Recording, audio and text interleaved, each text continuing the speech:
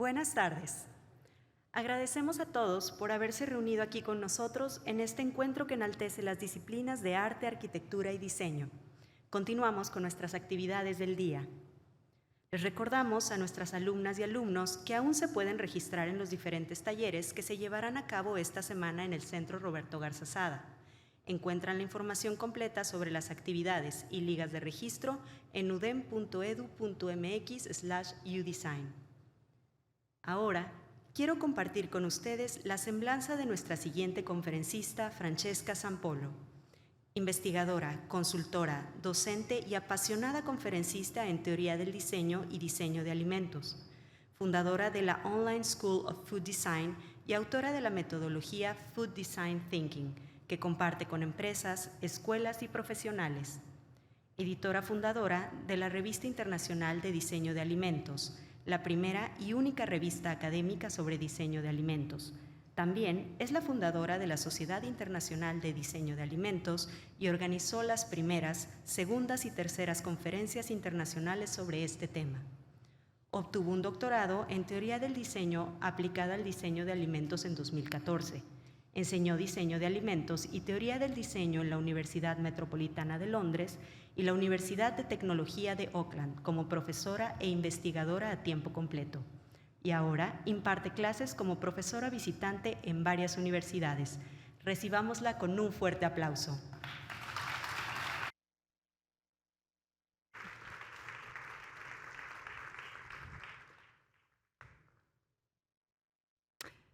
Bananas.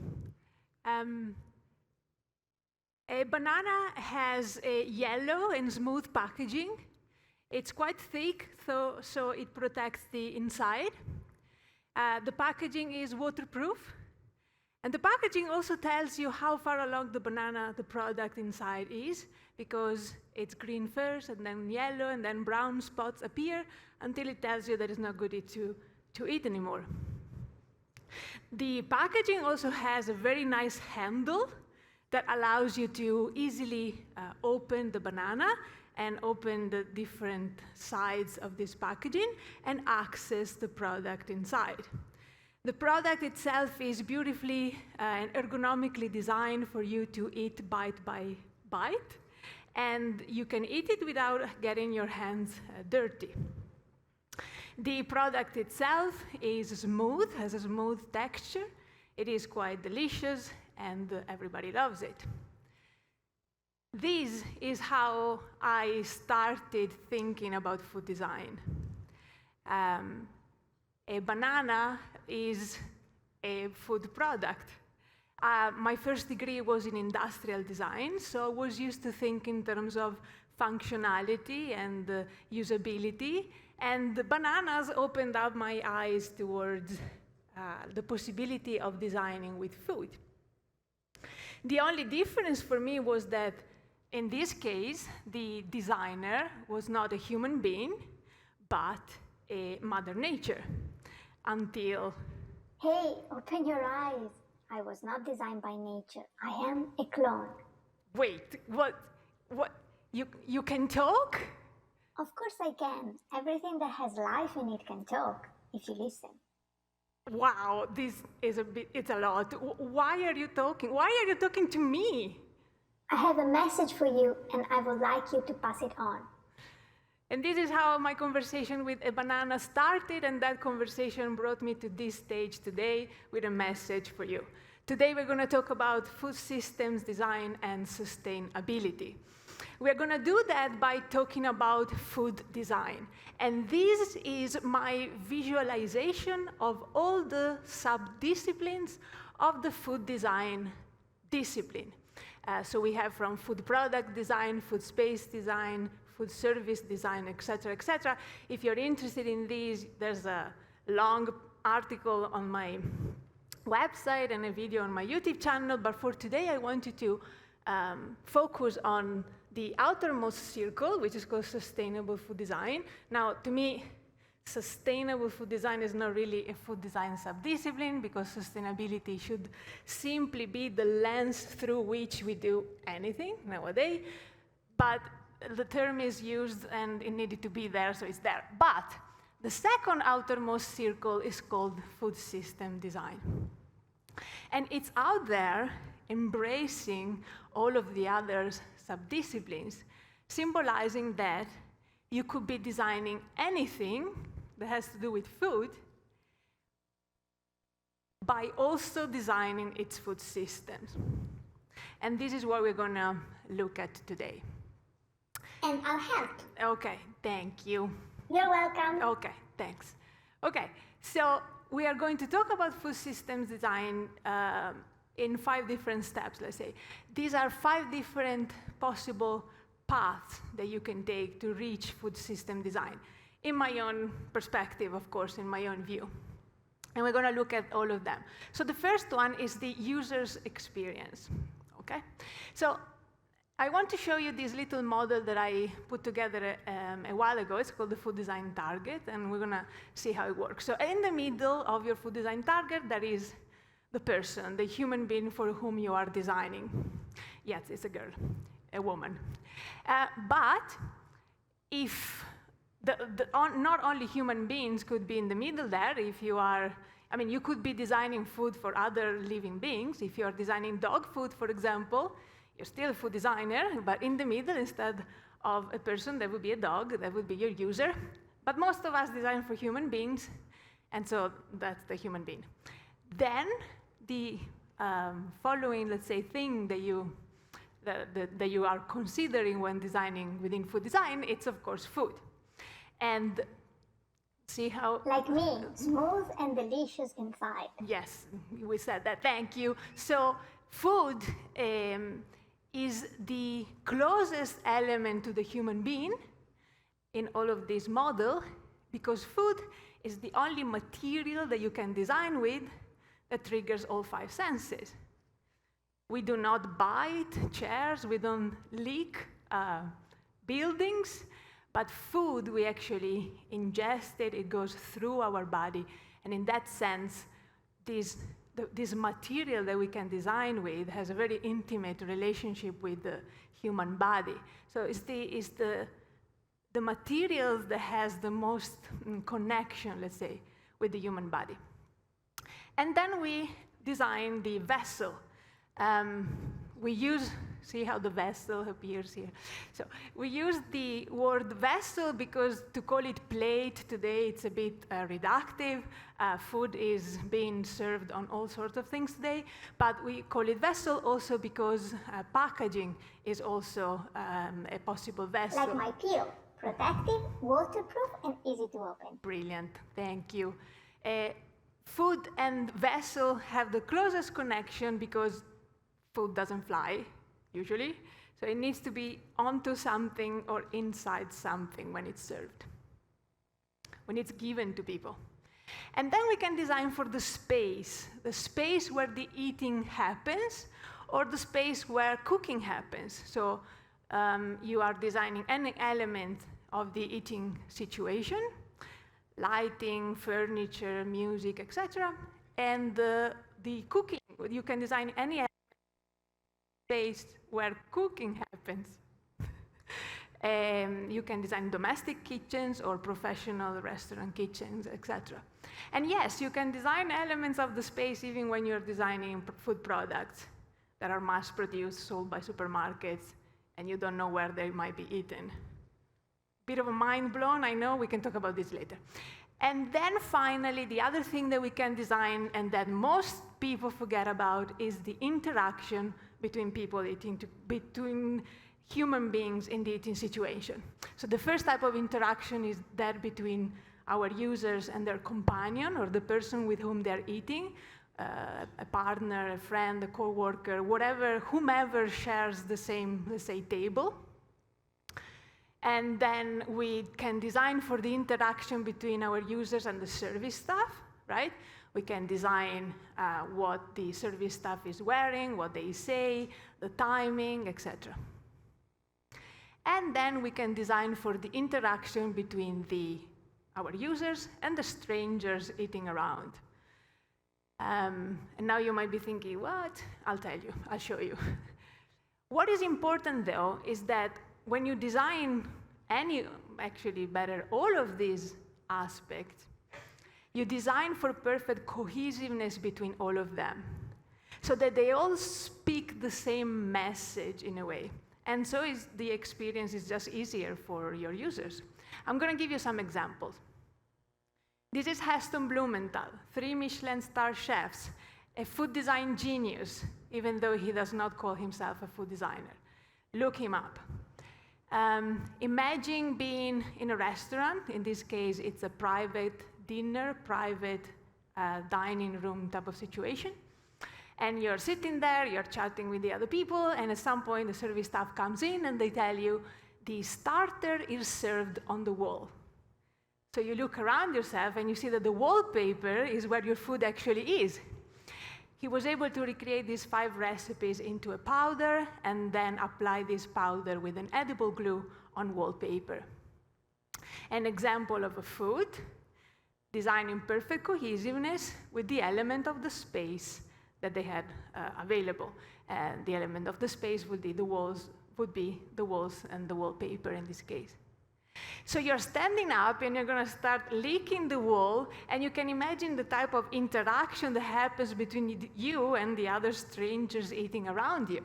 So an example of an element of the space designed in perfect cohesiveness with food and with the strangers eating around you.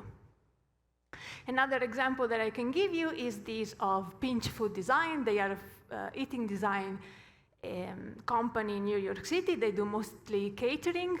So in this case, imagining we are in a buffet type of situation where the service staff, instead of coming around with a tray, they're coming around with an umbrella. So an example of a vessel, see, we cannot call them plates anymore, designed for a specific type of interaction between people and the service staff. This is another example from students at Polytechnic of Turin. This is a table designed to be put on people's hips, and an example of an element of the space, the table, designed for a specific type of interaction that they want to achieve between people eating together. And then, of course, the spaghetti in Lily and Trump, which is the best example possible of a food designed for a specific type of interaction between companions. So this model can be used to design all of the possible aspects of the system of the personal experience, of the personal eating experience that someone might have. So we can say that food design influences user experiences by intervening in every stimulus that triggers sensory stimulation, as well as interpersonal stimuli. This is the first of 5 different definitions of food design that I will give you. The second path that you could take towards food system design is that of materials, ingredients, and waste, therefore, also. Hey, I mentioned being a clone. You did, indeed.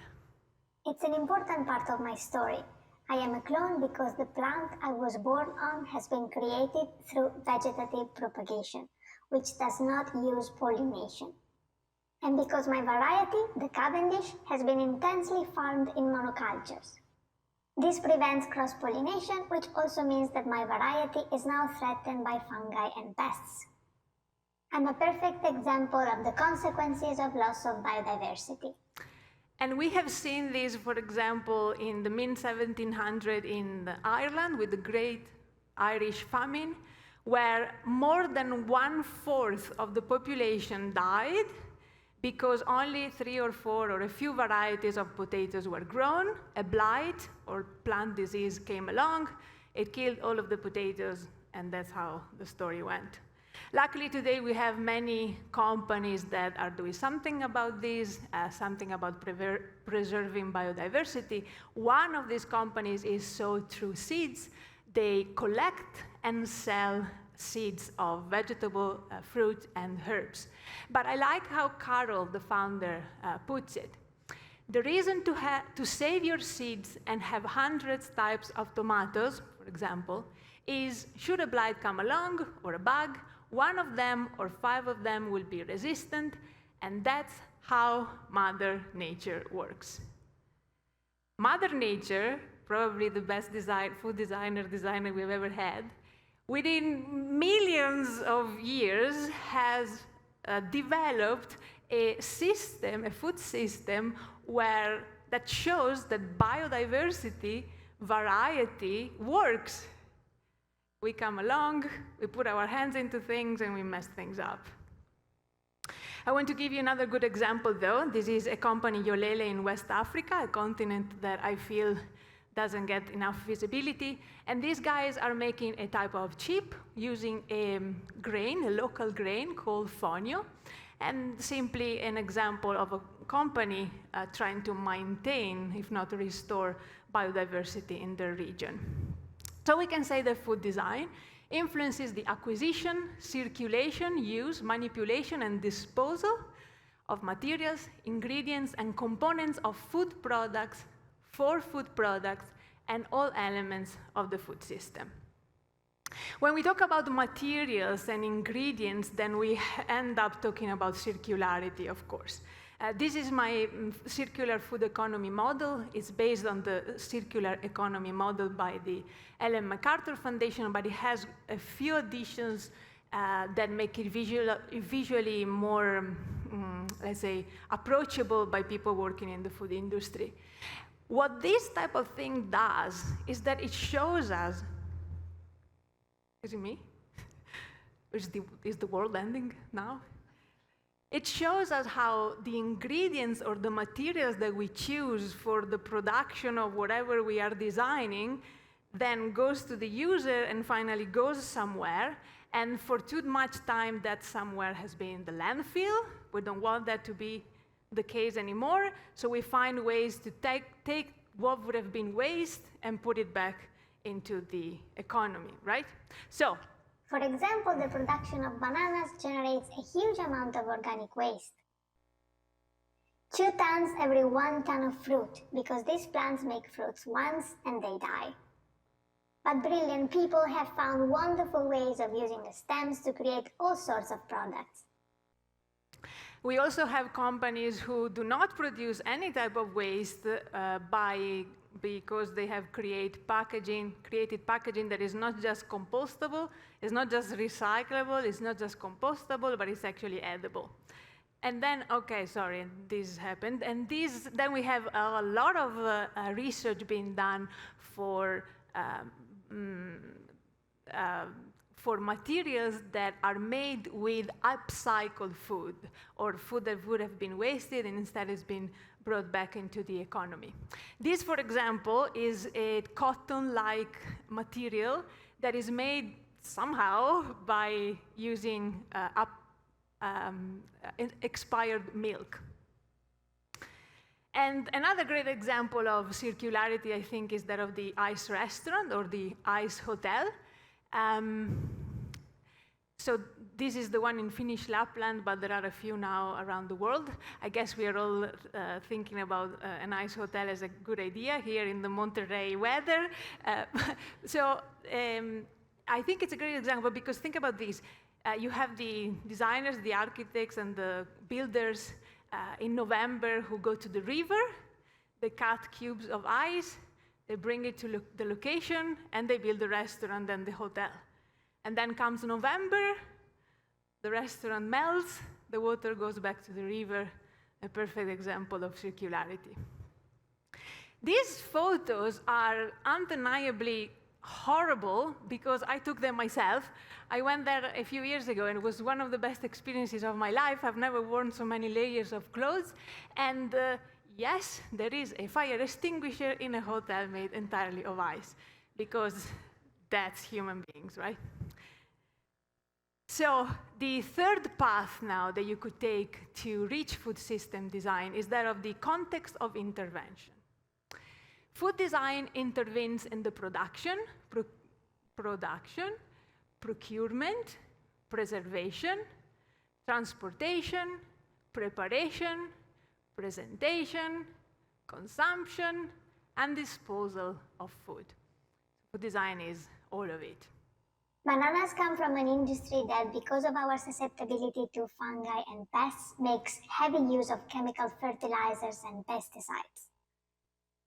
These agrochemicals are very damaging for the environment because they pollute the groundwater, and therefore they harm wildlife and human life.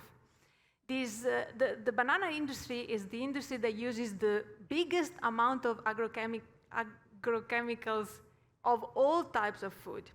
And these chemicals have been found by the World Health Organization to be particularly hazardous, and yet nothing much has really changed. So here is an example of lack of design thinking in the first ring of the food design chain, production, and lack of thinking of the consequences of these chemicals on the environment and on people.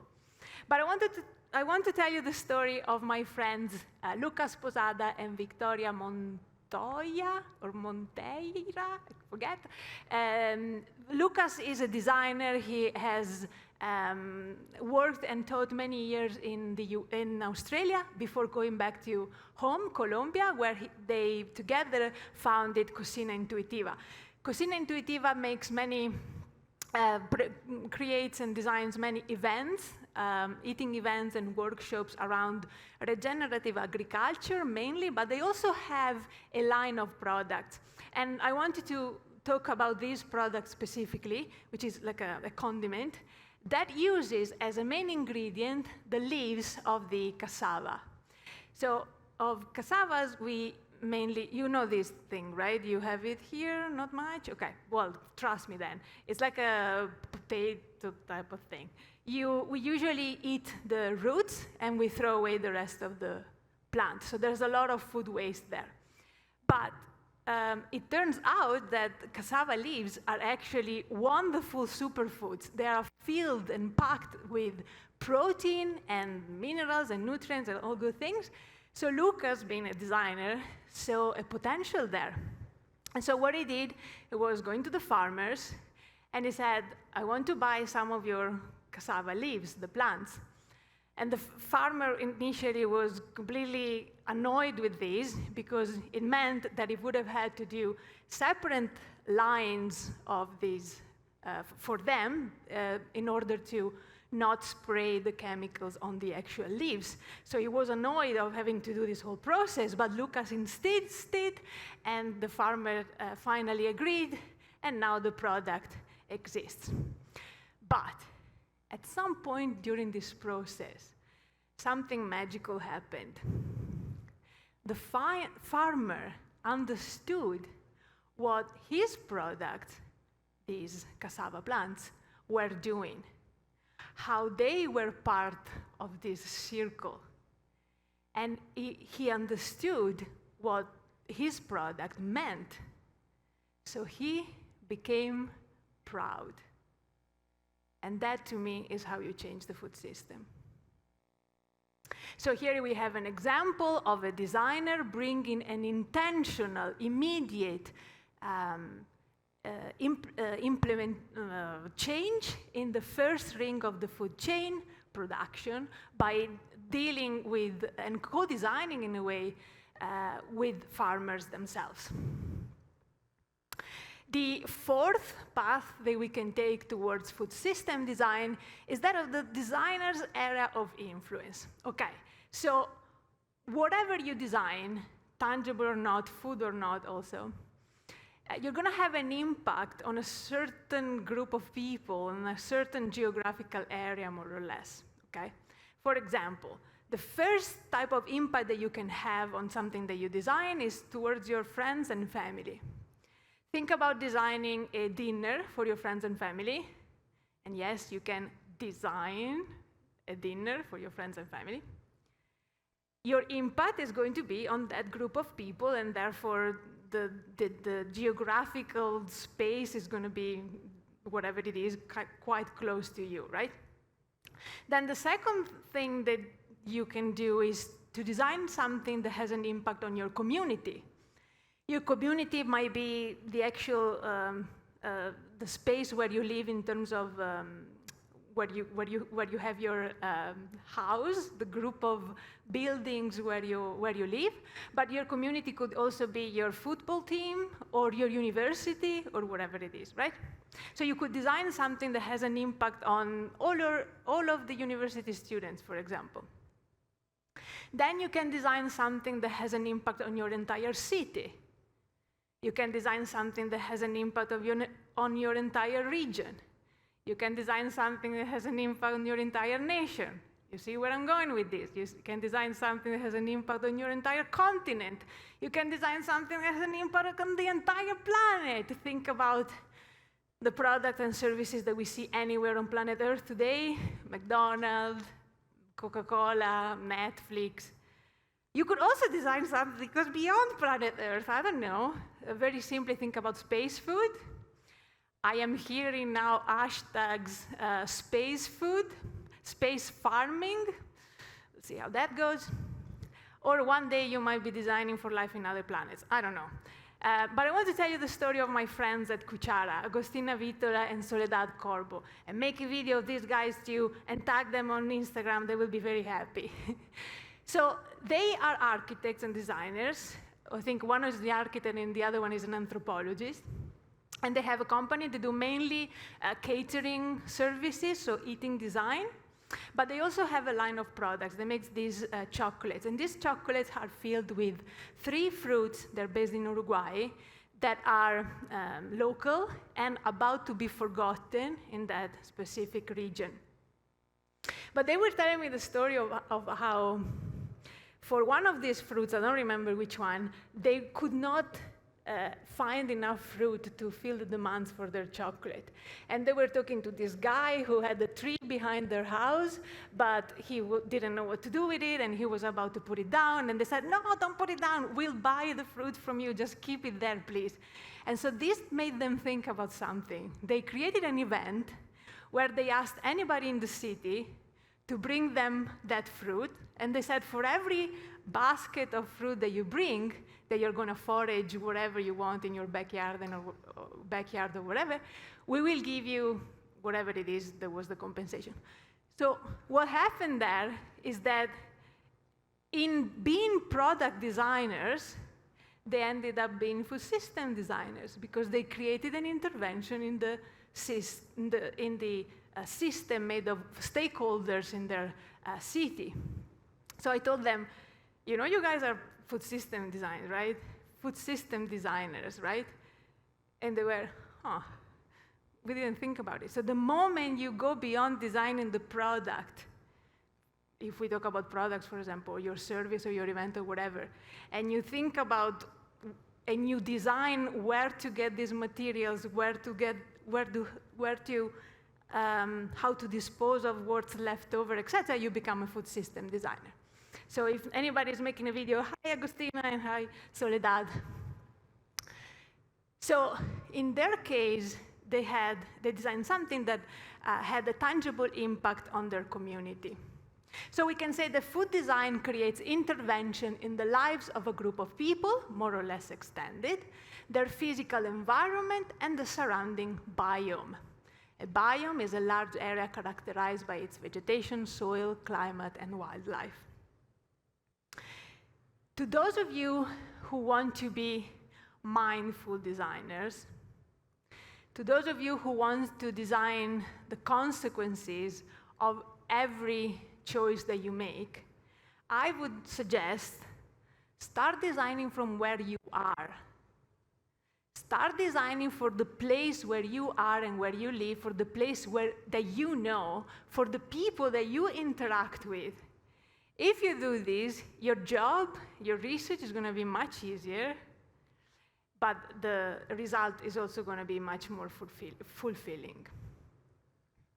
So finally, the last path towards food system design that you could take, and by the way, you can take also a few of these at the same time, or all of them, you don't just need to take one towards food system design, is that of sustainability.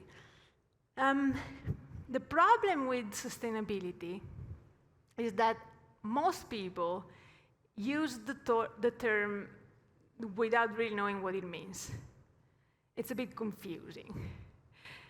So I think that the easiest thing that we can do to remember what this word that is very much shout out and greenwashed today is to actually go back to the real meaning of the word, and we don't even need to remember anything, we just look at it, sustainability, the ability to sustain. So usually sustainability is represented as a triangle made of economic sustainability, social sustainability, environmental sustainability. So by the way, when you use the term sustainability, you are implying all three of them. If you are referring only to environmental sustainability, which is what usually happens, you should say environmental sustainability. Otherwise, people like me will think that you're referring to all three of them. Okay? Okay. So, does this product or thing or whatever I'm designing has the ability to sustain the finances of this company and the people that are working in it? Does this product or service or whatever I'm designing has the ability to sustain the people that work for it and the people that it will affect? Does this, whatever, has the abilities to sustain the environment itself? So my last definition of food design for you today, here it goes. It's quite long, okay? I'm going to take a moment. Food design is, or should be, the conscious and deliberate shaping of our lives with propositions that have, I'll get there, but for now I want to specify these, the conscious and deliberate shaping of our lives. Design is conscious and deliberate, which means that you know what you're doing and why you're doing it. Otherwise, it's not design. So, food design is the conscious and deliberate shaping of our lives with propositions that have, one, the ability to financially sustain the entity that creates it and the people operating for it. Of course, we are talking about economic sustainability here. In my case, only a few companies own the land and dominate the entire global market. And we are talking about the same companies for bananas for the last 100 years, more or less, and the same 4 companies. And we are talking about a $140 billion market. So in this specific case, unfortunately, it is not the only one. We're not really talking about financial sustainability anymore, but it becomes a story of greed. Number 2, food design is the conscious and deliberate shaping of our lives with propositions that have the ability to sustain the livelihood of all people involved in the system. So we are talking about social sustainability. In my case, there are many issues of ethical concern. With bananas, in the banana industry, there have been reports of child labor, especially in Ecuador, Belize, and Brazil. In Guatemala, for example, so it's weird because it's not far from here, from my perspective, coming from Europe. In Guatemala, for example, workers have very low wages and little to no union to protect them. And the attempts that have been made towards creating unions have been met with kidnapping, murders, and torture. So when you use bananas in your recipes... But my story is also wonderful. I bring smoothies, banana bread, and I make people smile. True, undeniable, yes. Look how cute you are.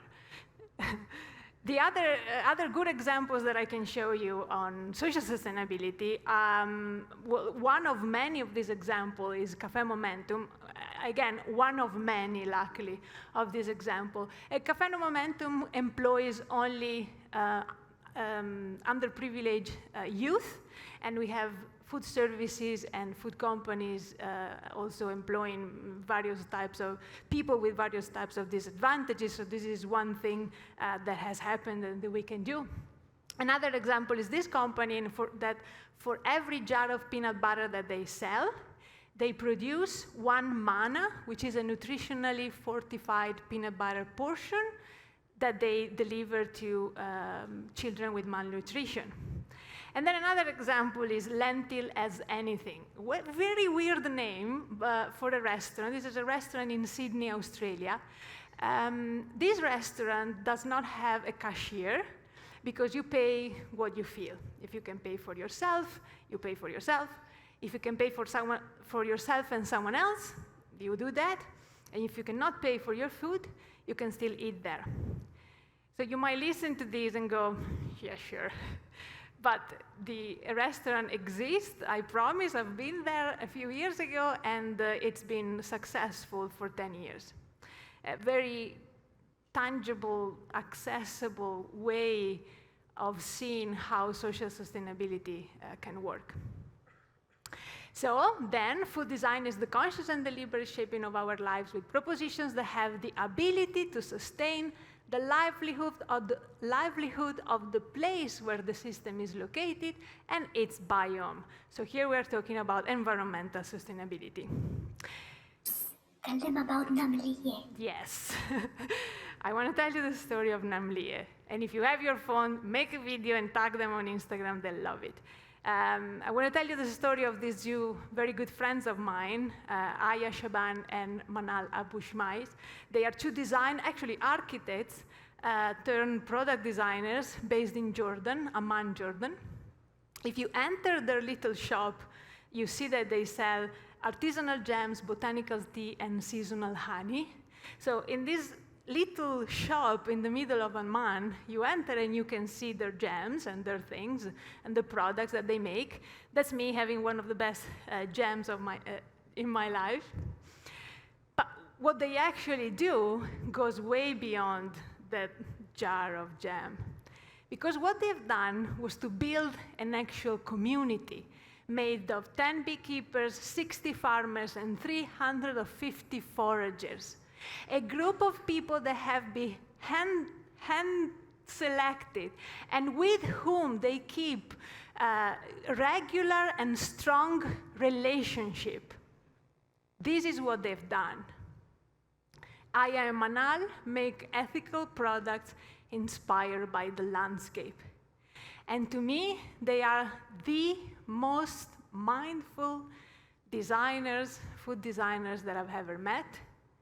Because with every design choice they take, they have immediate, tangible impacts on people and positive impact on people and society. Thank you, I am Manal, if you're watching. So, because I've met people like them, and maybe because of the person that I am, and what I was probably here to do, in life, because of the type of research that I've been doing, at some point a couple of years ago, I noticed that there's something missing there. Something that talks about what happens to us, the designers, when we design. So to me, food design is or should be the conscious and deliberate shaping of our lives with propositions that have the ability to sustain the spiritual journey of all people involved in the system, including that of designers themselves. When I talk about spirituality in this context, design, I do not mean religion. Religion could be a possible path towards spirituality, but not necessarily. Spirituality is very simply that innate search that we all have, whether we know it or not, towards figuring life out, towards figuring out who we are and what we are here to do. And again, whether you are aware of it or not, we all walk our own spiritual journey every day. So what I'm suggesting here is that we take the time to see the consequences of our design choices on our own spiritual journey. That journey of self-discovery and self-actualization. Because as designers, we design all day. We make design choices every day. That's what we do for a lot of time. So maybe it's time to start looking at what design does to us as well. Because we all want to change the world, right? But on an airplane, you first have to put your own mask on, and then you can help someone else. So, to what was the well-known 2D sustainability triangle, I have added a fourth corner, adding spiritual sustainability and making this become a 3D sustainability pyramid. Because think about it, what is design? It's linear here. We all know that design is very much loopy and messy, but for the sake of this example, what is design? Design is a series of choices. We are going to choose what context we're interested in, we're going to choose our users, we're going to choose what to research, we're going to choose all the tiny details of the tangible aspect of this thing, or the tangible aspect in a service, for example, or an event. We are going to choose our employees, our prices, our marketing campaign. There's thousands of choices that we make from the beginning to the end of our design process, of our creative process. If for each one of these choices, which you are going to make, you're going to ask yourself, does this choice represent the type of human being that I want to be? Does this choice represent the type of impact that I want to have into the world? And if the answer was yes, the world would be a much better place. Think about this, for example. With the choices that you're going to make in your process, in your design process, do you want to give your money to the few people ahead of the few companies who already own the world? Or do you want to give your money buying your ingredients locally, keeping your production local, and therefore give your money to the people that you know and the place where you actually live? Do you want to promote monocultures and buy bananas? Or do you want to, or the Cavendish at least, or do you want to promote biodiversity? Do you want to create waste or not? Do you want to lie about how green you are or not? Do you want to promote the standardization of crops and seeds with patented seeds?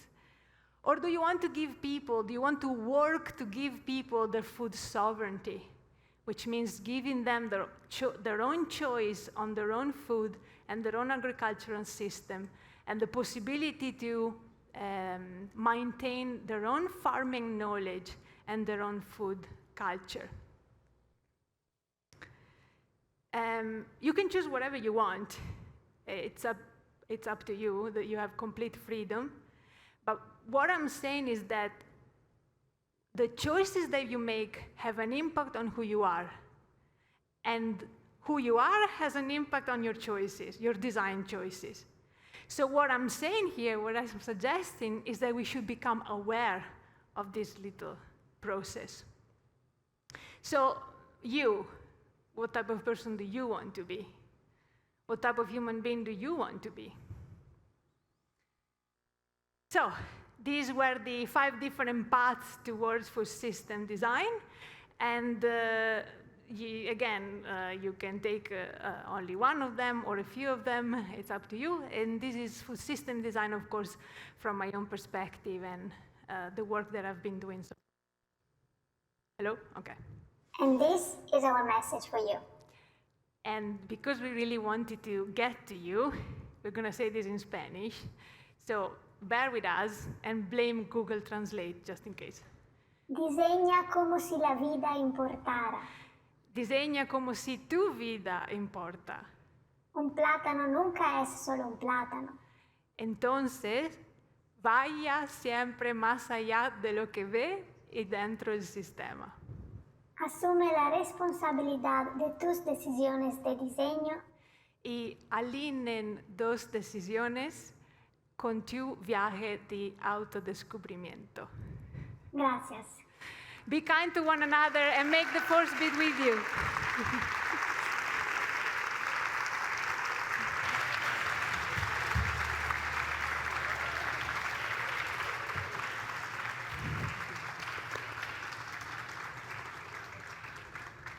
Gracias, Francesca, por compartir tus experiencias con nosotros. Thank you, Francesca. We'll start our Q&A session in just a minute. Vamos a comenzar con la sesión de preguntas y respuestas. Invitamos a los asistentes que nos acompañan online a que si tienen preguntas durante la sesión, las escriban en el chat y nosotros les daremos lectura al finalizar. Para nuestros asistentes presenciales, los invitamos a levantar la mano y nuestros miembros del staff nos apoyarán acercando el micrófono a ustedes. Les pedimos nos compartan su nombre, universidad, carrera y la pregunta corta que desean hacerle a nuestros invitados. Realizamos este diálogo con respeto y conforme a los valores que nos caracterizan como miembros de la comunidad UDEM. Y les agradecemos mucho su colaboración. ¿Tenemos alguna pregunta para Francesca? Towards the darkness there. Usually those who sit behind instead this time.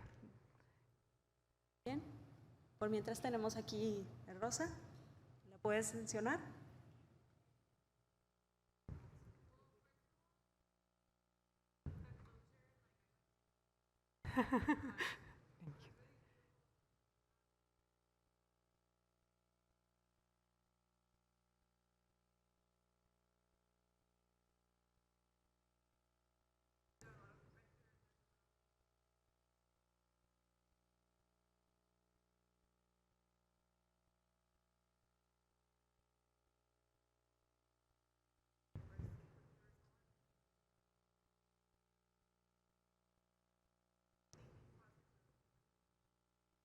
Thank you for this question.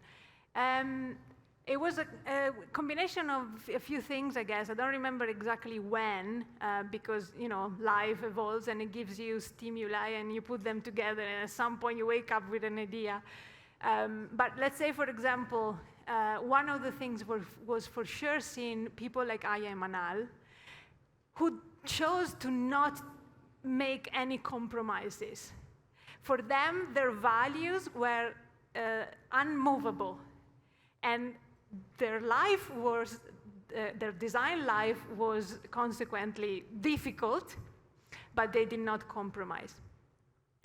And then it was being in another, I guess, bigger thing that happened is hearing the stories of those designers who tell you, yes, but my boss told me to do that. I couldn't choose. So in that case, when you design for somebody who tells you this is what you need to do, this is the budget, and you have to take compromises that you wouldn't want to take, there's two options, right? Either you don't think about the consequences, or because you don't know about them, but this is why you're here to learn, that there are always consequences. Or you know the consequences and you don't care, but that's evil. I kind of refuse that there's a lot of people going there. Most of the in most cases, possibly, there's people who have to choose, make compromises on things that they wouldn't want to choose. And so it is for those people that I've started thinking, wait a moment, just give yourself give your internal struggle and your internal cause the attention that they deserve.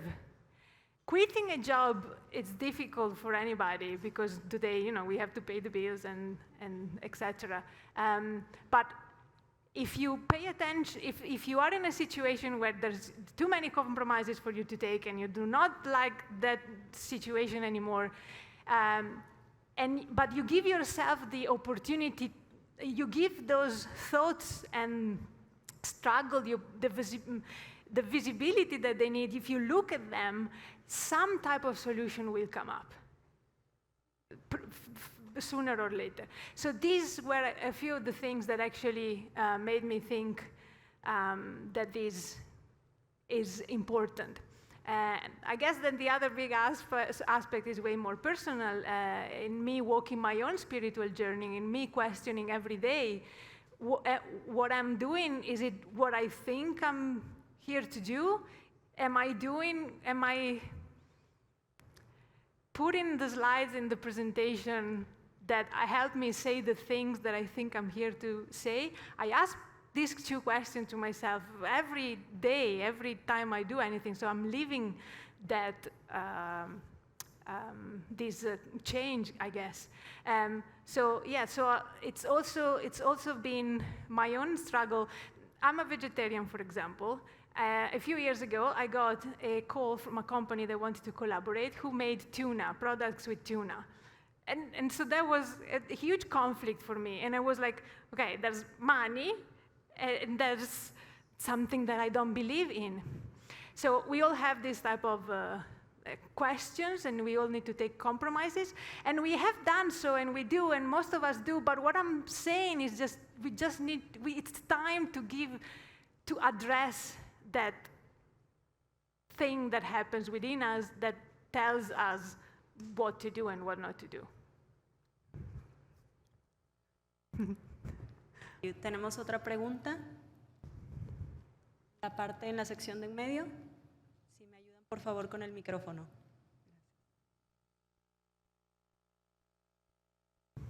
And by the way, to my students, Christina, Anna, there you are. You saw what I was talking about, right? Point number 5, yes. We'll talk about that tomorrow. No, Thursday. Hi, my name is Mariana Treviño, and I'm first semester in industrial design. But I first want to thank you for your presentation. It was really creative and organized, and I think that engages the crowd really well. And I wanted to ask, where did you get the idea or the spark to study, study food design? Because, it's weird. It's a beautiful story, and I was basically sitting where you are. It was my first year of industrial design. That was my first degree. And I studied at Polytechnic of Turin, you know where Fiat is, so a lot of it's industrial design, but very engineering kind of oriented.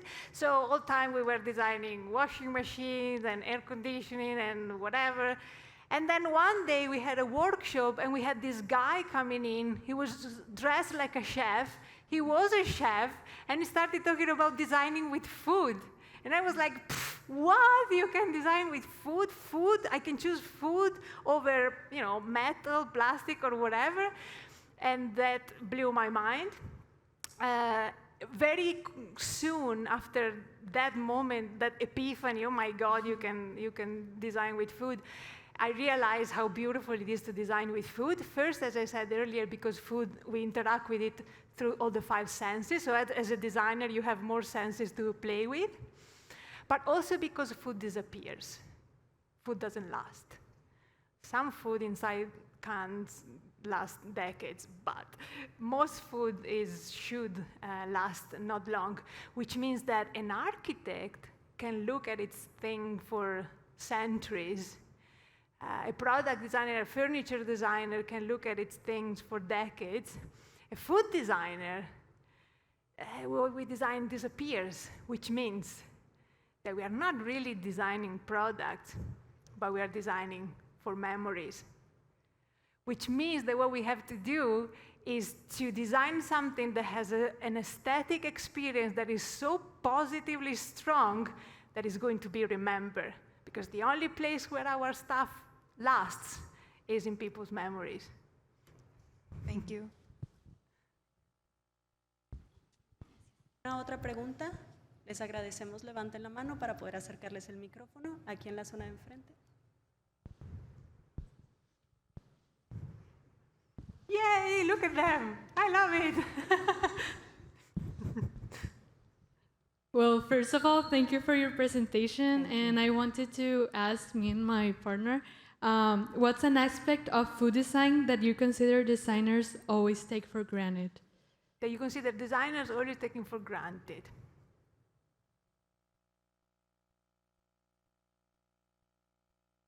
An aspect of food design or an aspect of food?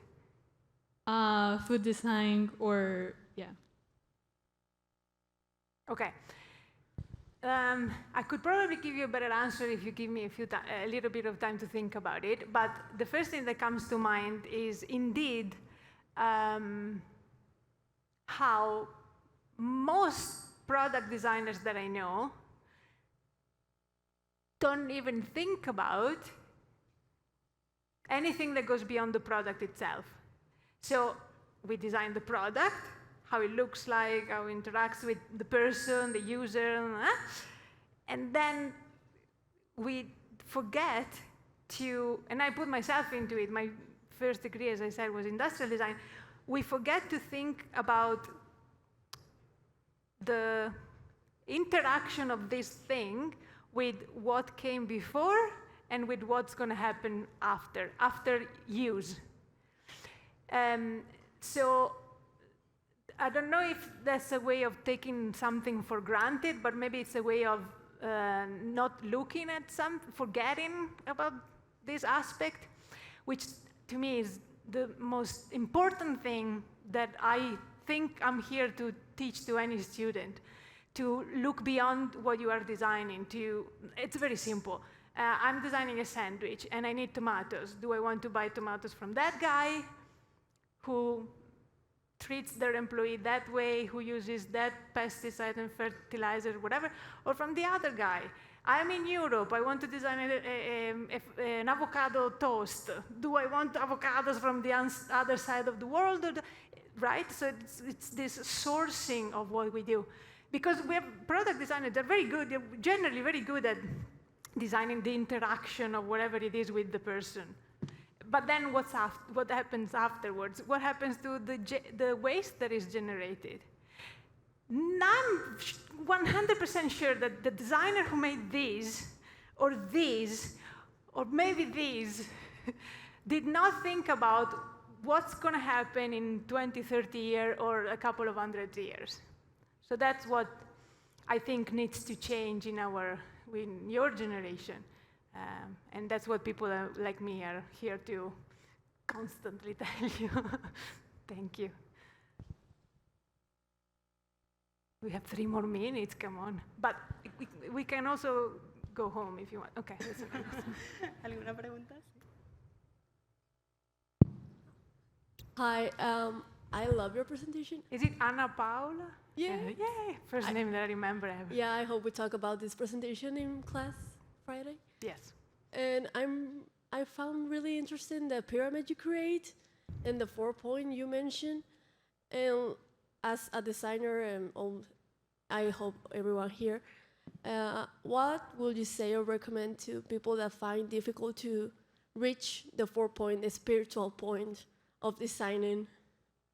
Very easy answer for me. We go to my own, let's say, home area of interest.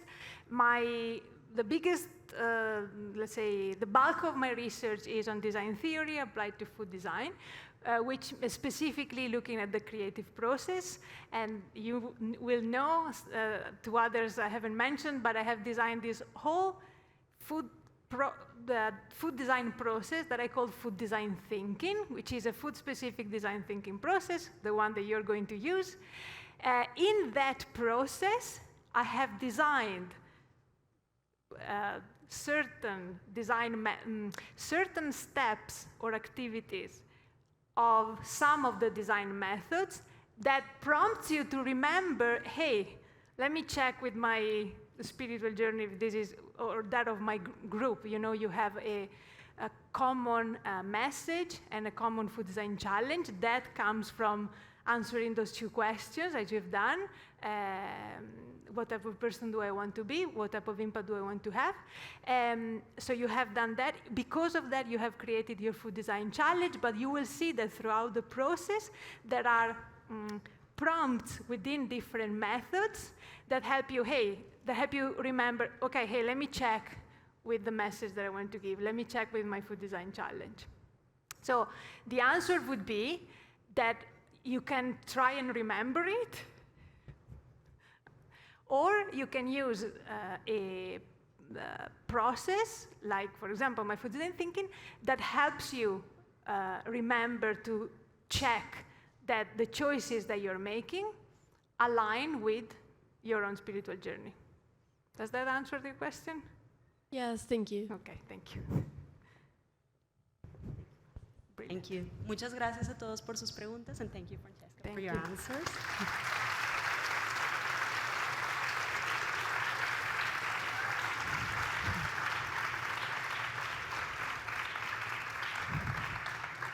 Antes de pasar a nuestro siguiente momento, quisiéramos hacer entrega de un reconocimiento a Francesca por haber estado con nosotros el día de hoy. Thank you, Francesca. I love presents. I've been receiving so many presents this week. Thank you so much. Thank you. Thank you. Thank you for